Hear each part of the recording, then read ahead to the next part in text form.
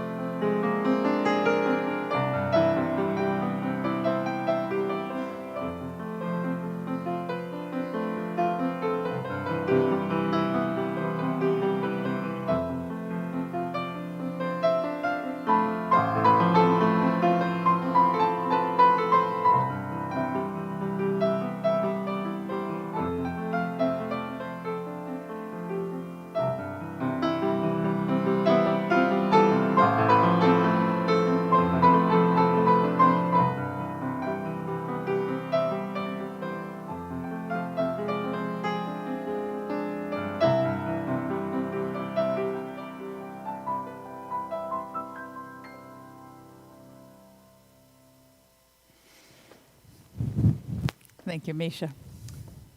Our call to worship this morning is by Victoria Weinstein. The church is a body. May this body breathe and be together in a spirit of hope. May it feel held by comfort. Those who seek consolation, may they find it in the solace of this moment. The church is a body. It is as strong as the people who have ever gathered within its walls. It is the power of all they dreamed and all that they have done. The church is a body. It is as vulnerable as the most newborn and untried of its members. It is ancient and it is ever new. The church is a story.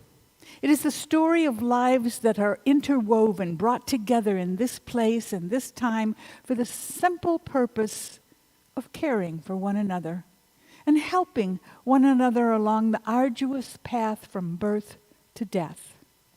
The church is a vision. It is a vision of unity and diversity. It is a vision of reverence for all of creation. It is a vision that beckons us beyond the concerns of our own skins. In the silence, may we abide as one body in the spirit of faith, hope, and love that is the story and the vision of this church. Please join us in singing our opening hymn, number 113, Where is Our Holy Church? The words, of course, will be on the screen.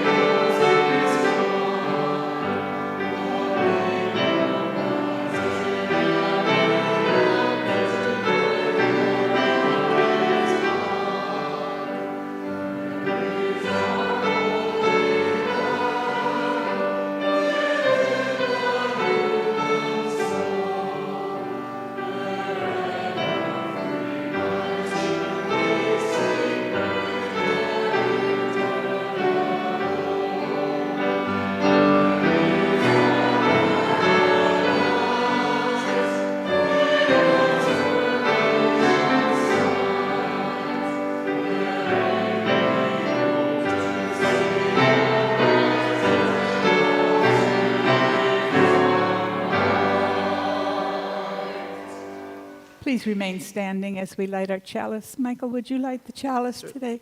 And our chalice lighting was written by Alfred Lord Tennyson. He said, "We are all part of every person we have ever met. Let us light our chalice for the beloved community as we remember that we are part of one another's lives." Michael, would you please lead us in the affirmation? Love is the doctrine of this church. The quest of truth is our sacrament, and service is our prayer. To dwell together in peace, to seek knowledge and freedom, to serve others in community, to the end that all souls shall grow into harmony with creation. Thus do we covenant with one another. Please be seated. What does reverence mean to you, or is it something you even consider as you explore your life? That's my question for you to consider this morning. But first, a story for all ages. I don't know who wrote this. I heard it a long time ago, and I have rewritten it for today. So it is not my story, but it is not the words of the original author either. And it goes like this.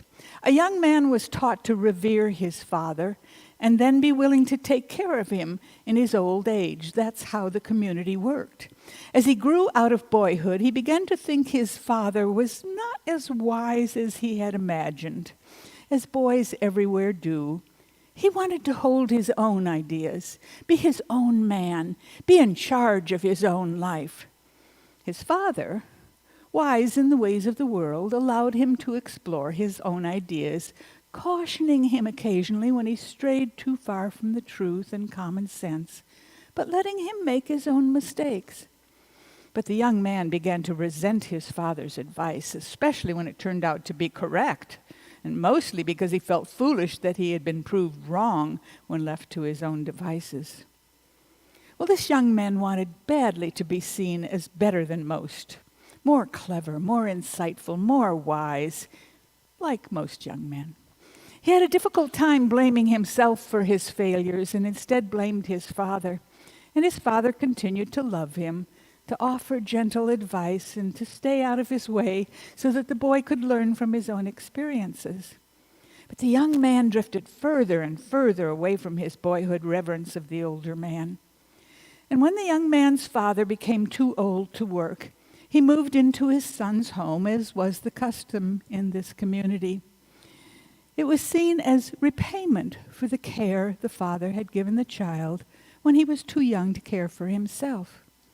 And one day, filled with his own sense of importance, the young man decided he had no time to give to his father anymore.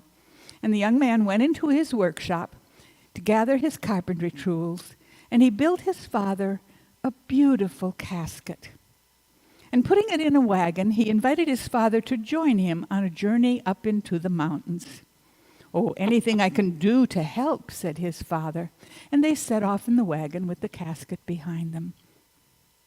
When they got to the highest peak above their village, the young man asked his father to help him remove the casket and place it at the edge of the cliff. And then he motioned to his father to get in to the casket. He says, "You have grown old and outlived your usefulness, Father, but I, as a devoted son, have built you a beautiful casket. And if you will get in, I will simply push the casket over the edge, and you will have an honorable death while I get on with living my own life." Well, the father looked at his son with a sad smile and said, "My son, you have done a beautiful job on this lovely casket, and I really appreciate your thoughtfulness.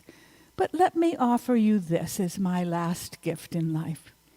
If, as you say, I have outlived my usefulness, I might do one more good thing in my life. I will jump from this cliff, and you may take the beautiful casket back home and put it in storage, and thus your own son will be saved the effort of building your casket when he has deemed you have outlived your usefulness." Yeah, the young man was taken aback by these words. Suddenly he was able to see more clearly both the past where his father had raised him in wisdom and the future when his own son might well copy his own selfish reasoning. He looked at his father with new eyes filled with a forgotten reverence, and he begged him his forgiveness. "Dearest father," he said, "get back in the wagon, and we will both take the casket back to the workshop. Your gentle wisdom has made me realize how foolish I have been. You have not outlived your usefulness, for I need you at home to help me teach my own son the necessity of reverence in a happy home and community." A story to ponder. Michael, would you do the offering?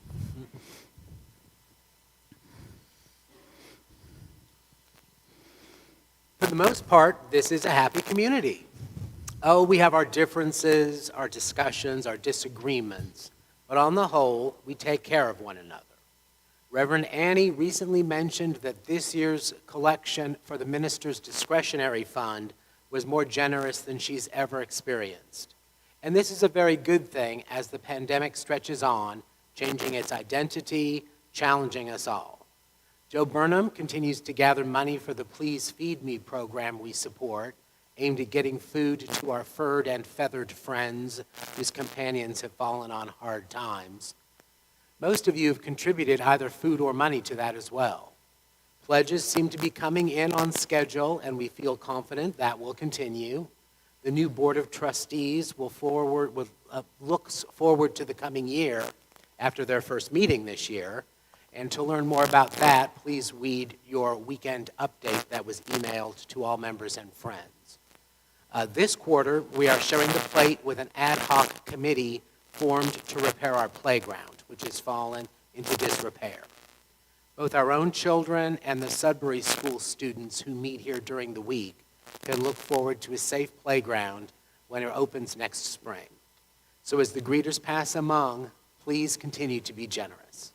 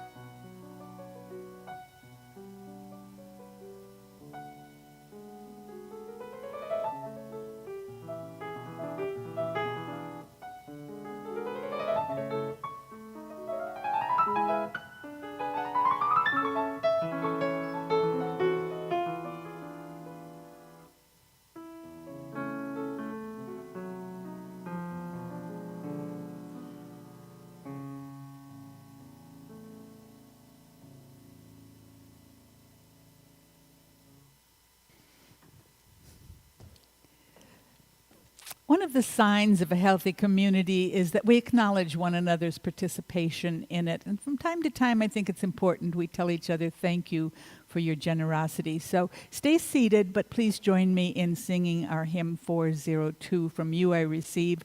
And it's short. Let's sing it twice.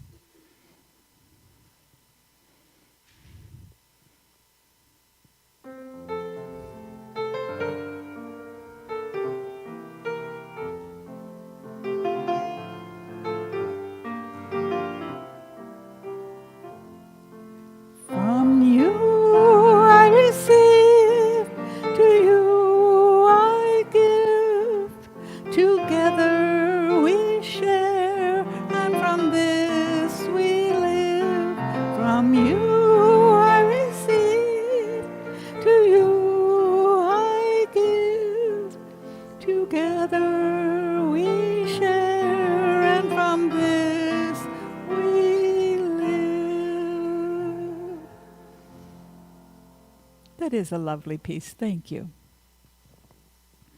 I think you can sit down for a while. You don't have to stand at attention while I speak. This is a good thing. In 2001, Paul Woodruff, a professor of philosophy at the University of Texas in Austin, published a small book titled Reverence, Renewing a Forgotten Virtue. I purchased it when it came out. I inhaled it. I bent down corners of pages. I underlined important thoughts, and then I tucked it on the shelf with books to be looked at periodically. In 2001, Woodruff must have had some inkling of why it was important then to bring reverence back into our lives, to remember its importance and to explore why we might have forgotten it. Whatever that inkling was, I feel it is even more important today to hear what he had to say. And let me begin by my exploration of this topic by reminding you that ordinary, everyday, secular words were often exploited by the Catholic Church when it was building itself to be the arbiter of faith throughout the world. The words reverence and virtue are among many that took on a creedal halo of it, as you would, and were rendered almost useless except in a Christian context. That may be well why they have become forgotten in a secular sense and in a world that is noticeably moving away from religion as a standard for behavior. But Woodruff reminds us that reverence was of major importance in both ancient Greece and Confucian China, two societies separated by time and distance and beliefs, two societies that flourished because of their acknowledgement of reverence. In the interest of time, and because we are more familiar with its history, I will share some of the Greek philosophy that surrounded this virtue, so you can get an idea what I'm talking about. In Woodruff's own words, quote, "Reverence is an ancient virtue that survives among us in half-forgotten patterns of civility, in moments of inarticulate awe, and in nostalgia for the lost ways of traditional cultures. We have the word reverence in our language, but we scarcely know how to use it. And right now it has no place in secular discussion of ethics or political theory. Instead, it begins in a deep understanding of human limitations," he continued in his writing, "and from this grows the capacity we have to be in awe of whatever we believe lies outside our control. God, truth, justice, nature, even death. The capacity for awe as it grows," he said, "brings with it the capacity for respecting fellow human beings, flaws and all. Simply put, reverence is the virtue that keeps human beings from trying to act like gods. And reverence has more to do with politics than it does with religion." Protagoras was a Greek philosopher who lived in the 5th century before the Common Era, a time we now call the Axial Age, when new enlightened thinking was making the world more civilized. He was also famous for being a humanist, which puts him right in our own camp, for he believed that creeds were useless in human society. But he did make use of creating his myth of how the world should be. Woodruff quotes Plato, who wrote about Protagoras. And Plato said, "Whenever they gathered into groups, early human beings would do wrong to one another because they did not yet have the knowledge of how to form societies. And as a result, they would scatter and they would perish. And so Zeus, fearing that our whole species would be wiped out eventually, sent Hermes to bring reverence and justice to human beings." Reverence and justice. Think of that pair. In order that these two would adorn society and bind people together in friendship. Now, Protagoras invented this myth in which the highest God gave reverence and justice to human beings as means for the survival of society.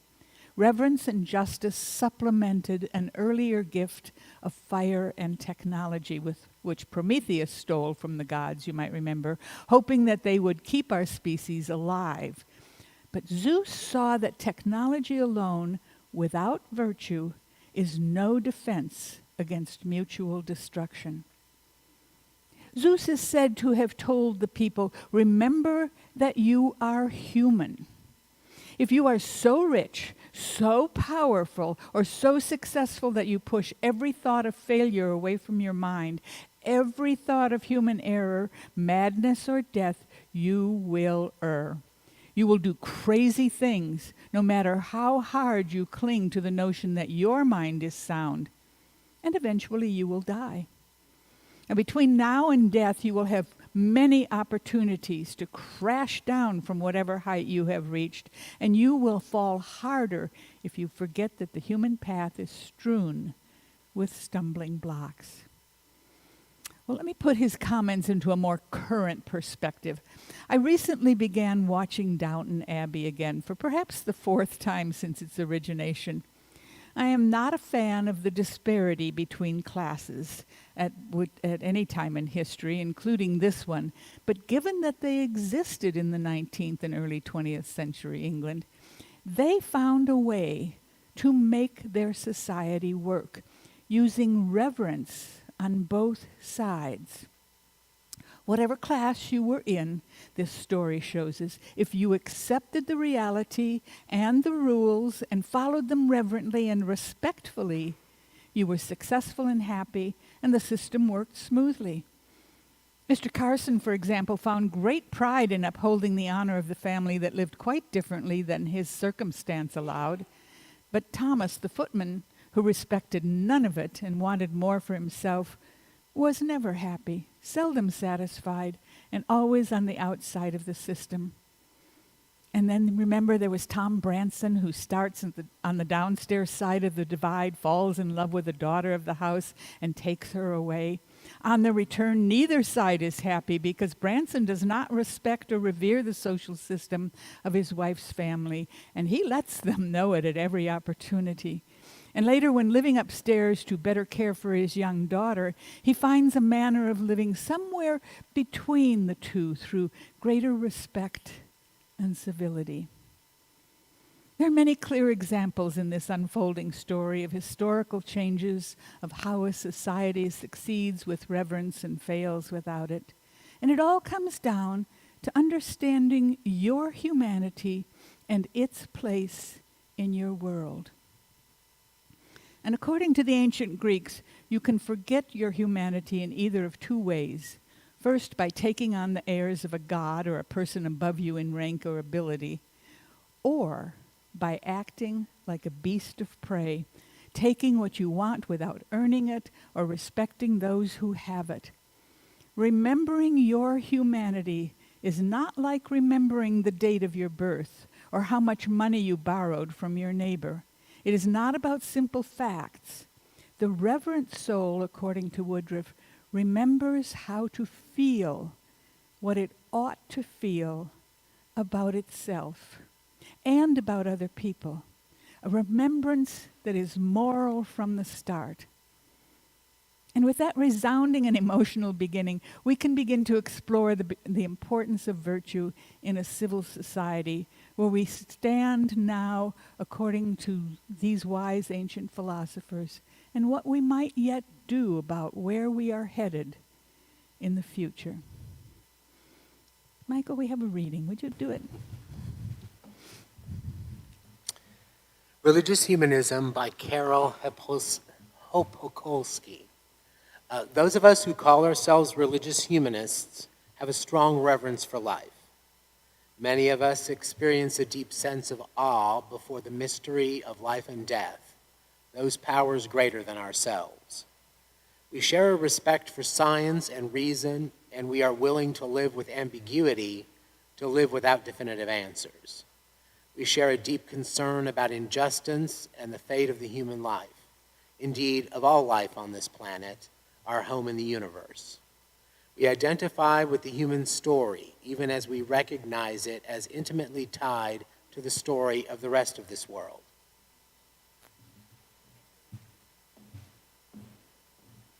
To introduce you to someone that you may not have met yet, and that is Zeray. Where are you, Zeray? Oh, right there in the second row. She is our acting choir director. She has been rehearsing the choir.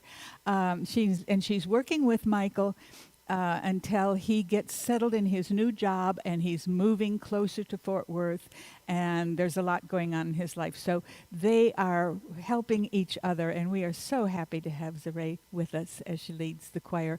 And we have two pieces this morning that explore the meaning of reverence and virtue. Choir.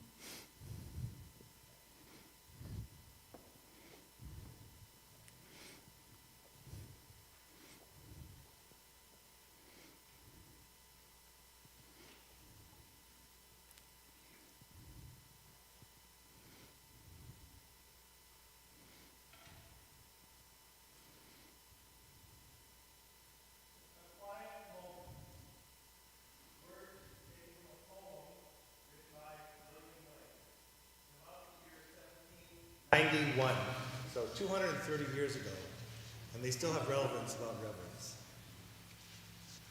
A quiet moment. Quiet.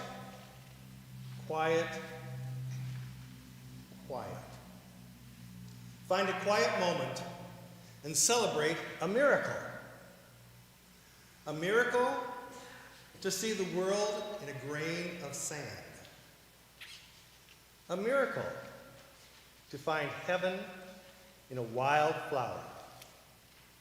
A miracle to hold infinity in the palm of your hand and eternity in an hour. Quiet.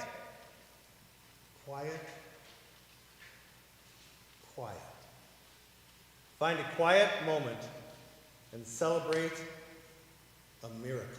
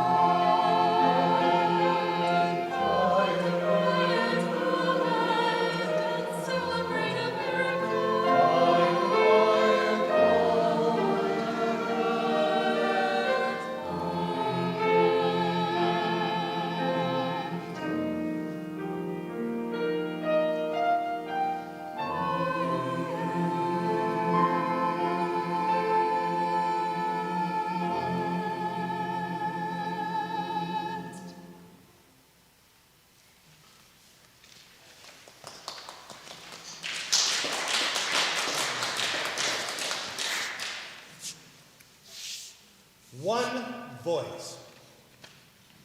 Joining one voice to another voice to another voice. We sing melodies that float above the din and linger, never still, to echo back in memory. Joining one voice to another voice to another voice. We weave echoes of richest harmonies, brushing by ancient runes, invoking perfect peace, resonant, ever-changing beauty. Joining one voice to another voice to another voice. Together as chorus, now in one, though parting in unison,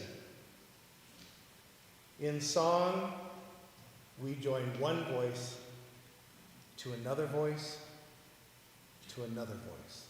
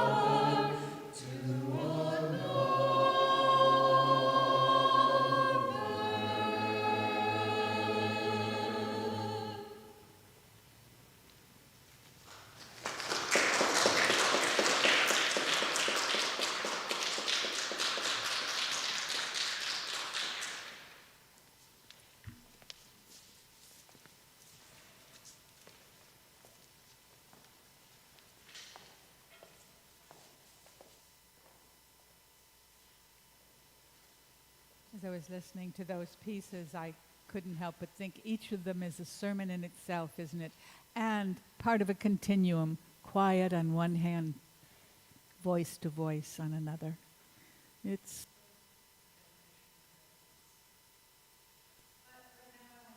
I want to say a word about virtue. Am I shouting or are we getting settled? Okay. All right, we're okay, they say.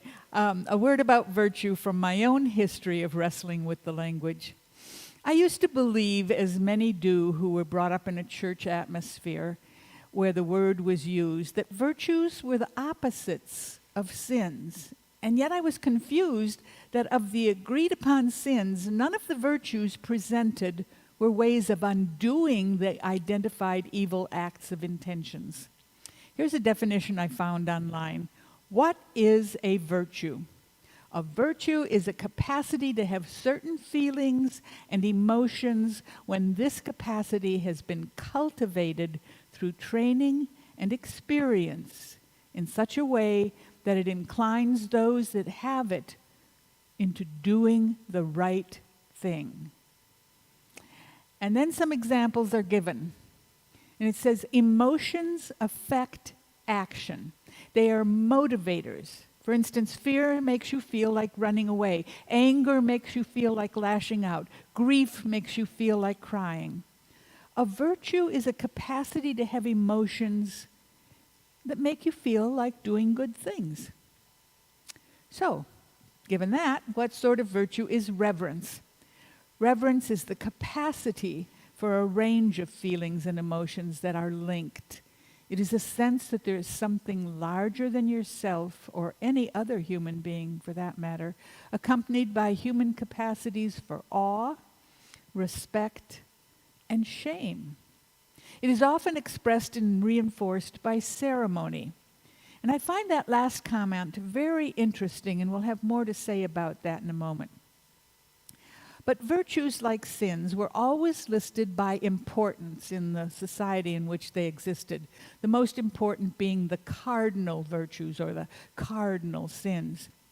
So the four virtues of ancient Greek society were prudence, the ability to govern oneself with discipline or to act with wisdom; fortitude, or courage; justice, which is a moderation between selfishness and selflessness; and temperance, a voluntary self-restraint in all areas of life. Now, the seven sins were often referred to as the deadlies. And of that same time in society were lust, for thinking about sex when your mind should be on your work; gluttony, taking more than your share; greed, not being satisfied with what you have; sloth, or laziness; wrath, or anger; and envy, wanting what other people have. These lists changed across time and space, but generally only as a matter of which was most important. Reverence did not make the top four, the cardinal virtues, but I have a feeling it may have been considered the groundwork for all the others. When Woodruff answered the question, why reverence, he said, because reverence fosters leadership and education. And most important, because reverence kindles warmth in friendship and family life. And because without reverence, things fall apart. He continued, without reverence, we cannot explain why we should treat the natural world with respect.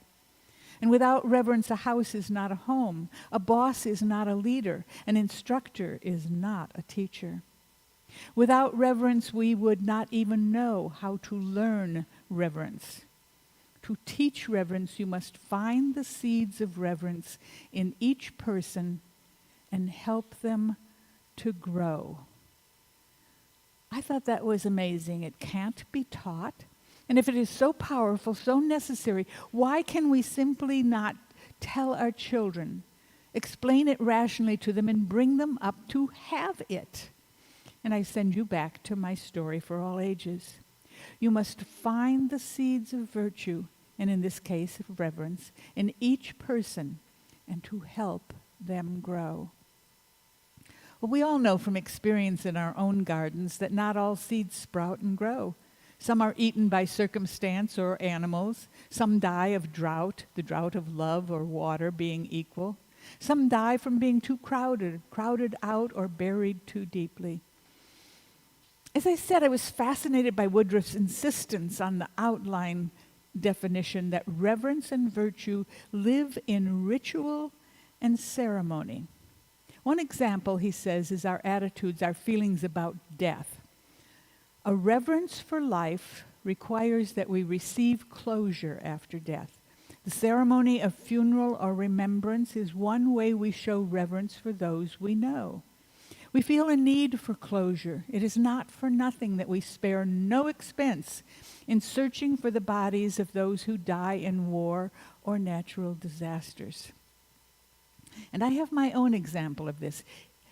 I remember that after the Summer of Love, 1967, the ceremony of marriage, even marriage itself, began to be ridiculed by many, no longer respected.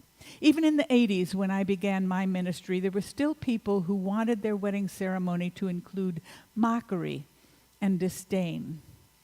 I remember one husband-to-be wrote in his vow, "I love you almost as much as chocolate." Well, it got a laugh at his wedding, but at what future price, I always wondered. And another wrote, "I'll continue to love you as long as I can." Yeah, faint promise, that one. Couples disdained public ceremonies of marriage, and the percentage of marriages that ended in divorce continued to rise. Reverence was not at the heart of these particular ceremonies. And Woodruff explained, reverence must stand in awe of something I will call the object of reverence. So what could it be? Something that reminds us of our human limitations if we are to stay true to the concept. You must believe that there is one something that satisfies at least one of the following conditions for you. It cannot be changed or controlled by human beings. It is not fully understood by human experts, was not created by human beings, and is transcendent. Human life itself, I think, falls under all of these categories. So what would you include in this list that deserves your reverence? My partial list would include equality, no one being more important than another by virtue of birthplace or ethnicity, gender identity, or belief. It would also include all of creation, no species being given dominion over others, and no part of creation being given over to the use of a single species. And then I would add wisdom beyond human understanding. As I look back on the history of both Unitarianism and Universalism, I find a sense of reverence in them both.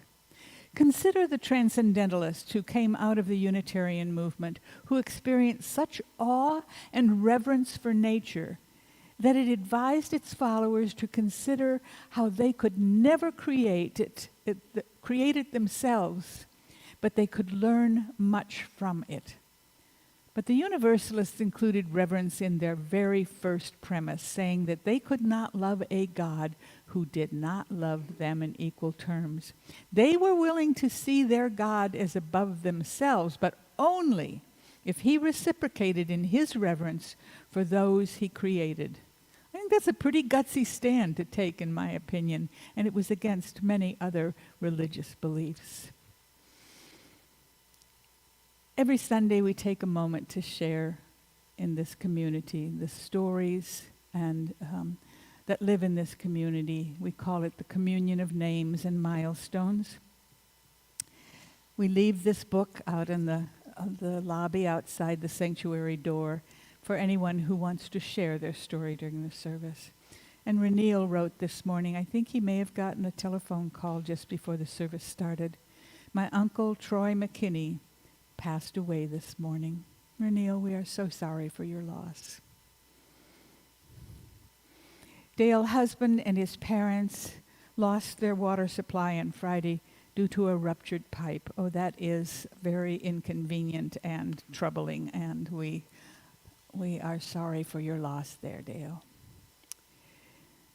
And as many of you know, former member David Pierce, father of Andy Pierce, died this month in his home in Ithaca, New York.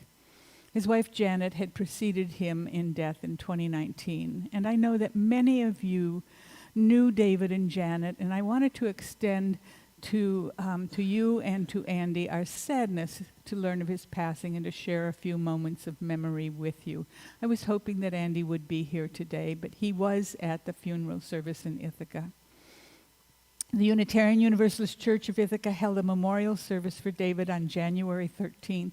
And if you missed it, it's still online and you can watch the service on YouTube. Briefly, David was born in January of 1948. He was a lifelong environmentalist. In college, he studied chemistry, where he met his future wife, Janet, who was assigned to him as his lab partner. How's that for coincidence? They were married in 1970, and Owen and Andy were born, and when Andy was 2 years old, they moved to Fort Worth, where David had obtained a job with Alcon Labs. He never admittedly loved the summers here, but he was a dedicated Unitarian Universalist at First Jefferson. He was the sound guy here, and Janet sang in the choir. But when he retired, he convinced Janet to leave the heat behind, and the two moved to Ithaca, where they were active in the UU church there. I mean, that's quite a difference from Fort Worth, Texas to Ithaca, New York. I watched the service online and wished I had found this place sooner. They seemed like people I would have enjoyed knowing, and many of you have told me that this is true. As I said, Janet died in 2019, and Andy was able to fly to Ithaca to be a part of that service and the service for his father, as he had done previously for his mother. We mourn the loss of former members who left their mark on this beloved community, even if we were not fortunate enough to have met them before. Let's take a moment in shared silence to consider the stories that live in this community, the ones that are spoken aloud and the ones that just live in our hearts. And after a few moments of silence, I will have a meditation for you, a spoken meditation, and then we will have a musical interlude.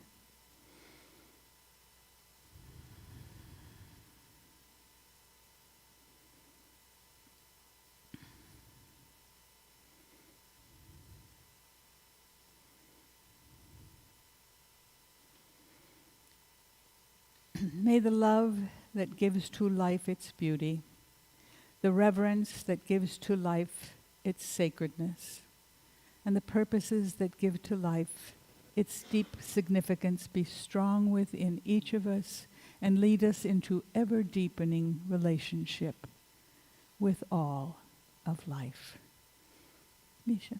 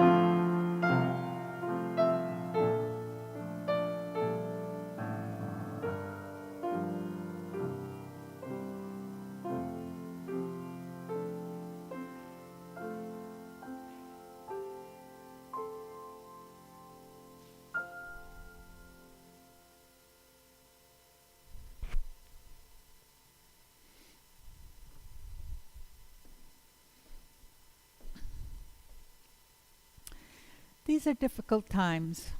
And they're made even more difficult by a global pandemic, by political division, and by intolerant behavior among people toward one another. I recently have read some disturbing commentaries on these realities. Some people say that COVID will always be with us, that we will never receive herd immunity because of lack of cooperation regarding self-care and the concern of others. And others have commented on their concern that global warming has been ignored for too long and that we will never have a healthy planet again. And several opinion pieces I have read predict that in this country we are headed for a civil war. And unfortunately, even in my optimism, I cannot doubt any of these.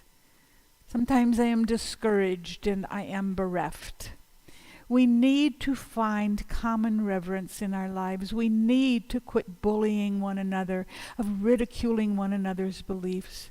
We need to find a common virtue, perhaps to rediscover reverence again.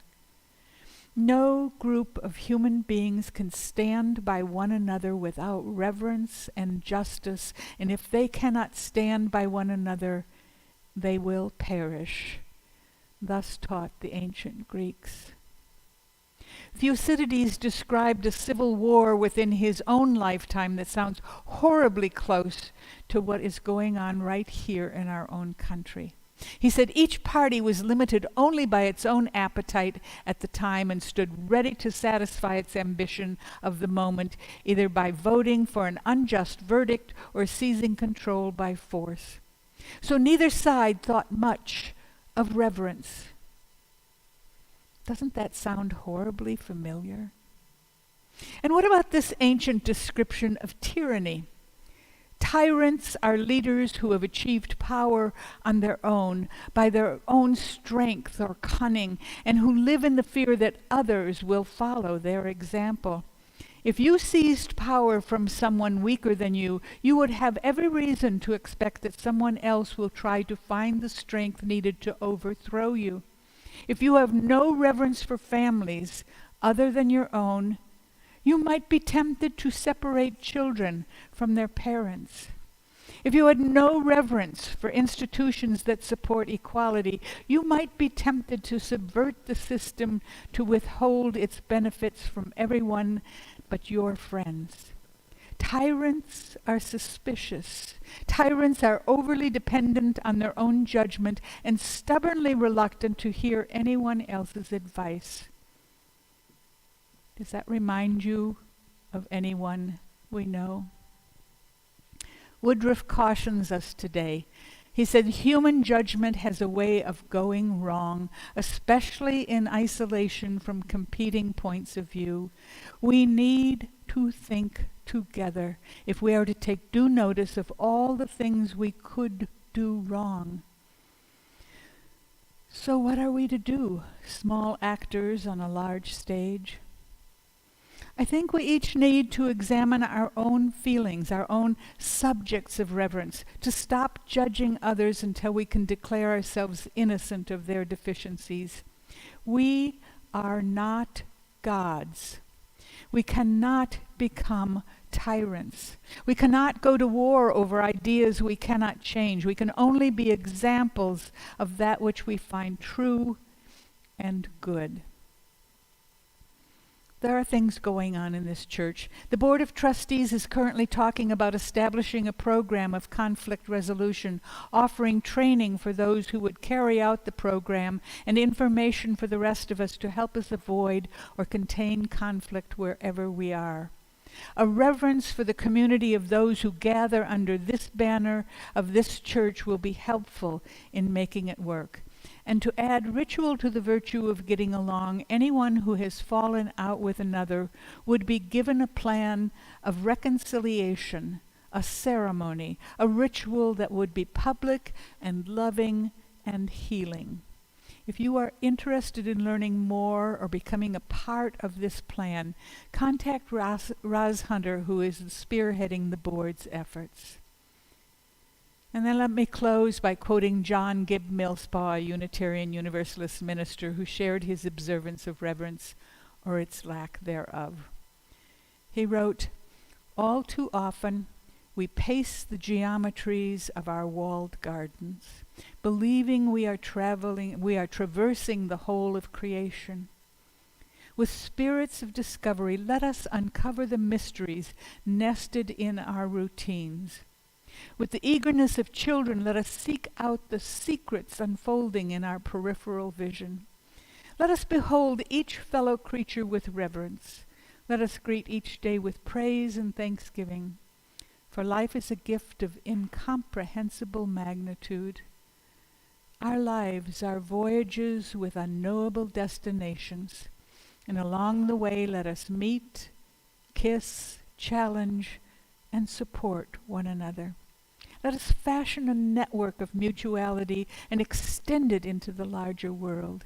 In these ways, we will forge lives of goodness and beauty. In these ways, we will know the life of truth and prayer."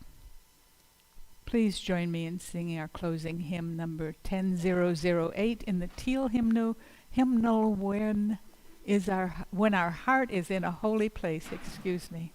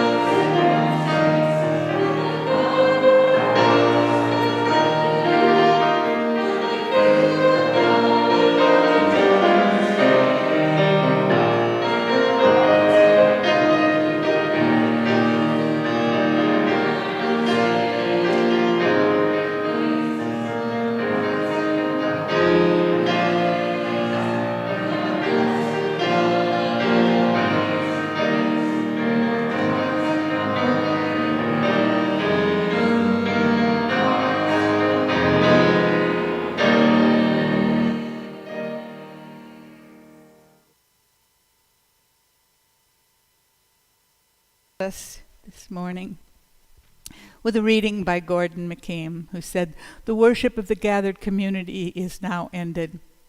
Go in peace, go in joy, go in love to share. In the ongoing worship of the community and dispersion, carry with you all that is precious to us, reverence for all life, beauty that displays itself in love, and deep, abiding peace."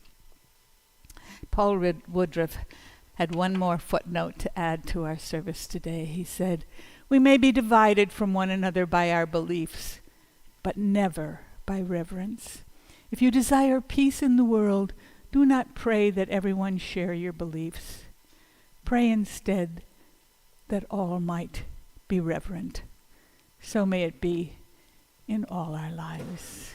And please join us now for coffee and conversation in the library.